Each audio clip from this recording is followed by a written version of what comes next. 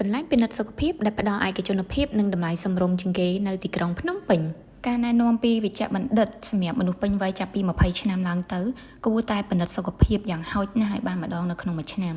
អញ្ចឹងការពិនិត្យសុខភាពពិតជាមានសារៈសំខាន់ខ្លាំងណាស់ប្រសិនបើអ្នកទាំងអស់គ្នាស្វែងរក clinic សម្រាប់ពិនិត្យសុខភាពប្រចាំឆ្នាំដែលមានភាពស្ងប់ស្ងាត់ល្អ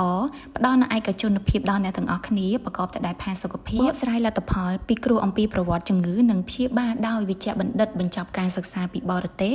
មានបទពិសោធន៍រហូតដល់ជាង10ឆ្នាំអ្នកទាំងអស់គ្នាអាចអញ្ជើញមកមជ្ឈមណ្ឌលពិគ្រោះនិងព្យាបាល Biomedic បានសម្រាប់ទីតាំងគឺស្ថិតនៅជាន់ទី3នៃអគារពេទ្យ Biomedic នៅលើផ្លូវ